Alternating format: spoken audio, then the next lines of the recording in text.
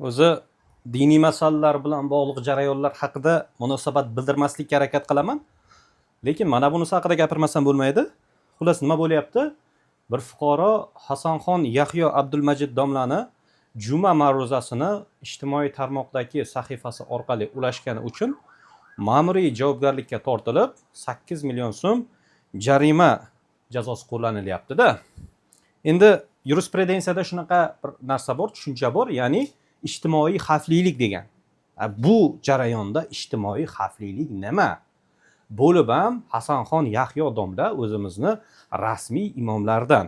Eng qizig'i, juma ma'ruzasi rasmiy o'sha diniy qo'mita tomonidan tasdiqlanib berilganidan keyin ular o'shani gapiradi. Ular o'sha berilgan mavzudan 1 santimetr ham chetga chiqmaydi-da.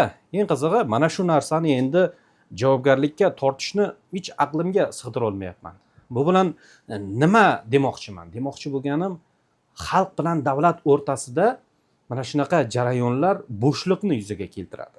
Men bir vatanimni sevadigan shaxs sifatida aynan xalq bilan davlat o'rtasidagi uzilishlarga qarshiman. Nima uchun? Chunki bu jarlik borgan sari kattalashib boraversa, davlatga nisbatan xalqning qanaqadir agressiyasini shakllantirib yuboradi-da.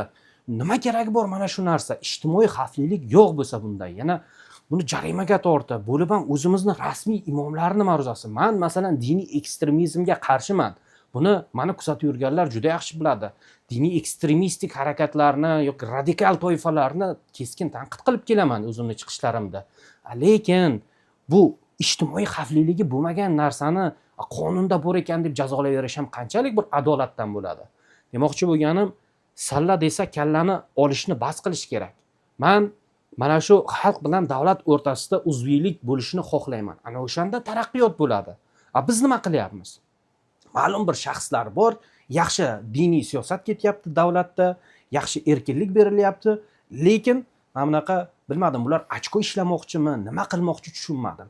Davlatimizda diniy siyosat zo'r ketyapti, lekin ma'lum bir jabhalarda, ma'lum bir xodimlarning mana bunaqa orttirib yuborishi natijasida ertaga o'zimiz zamin yaratib beryapmizki, chetdagilar bizga nisbatan provokatsiya qo'llashiga. Endi chetdan kela oladi, bittasi nima deydi? Mana O'zbekistonda diniy erkinlik mana bunaqa ahvolda ekan deydi.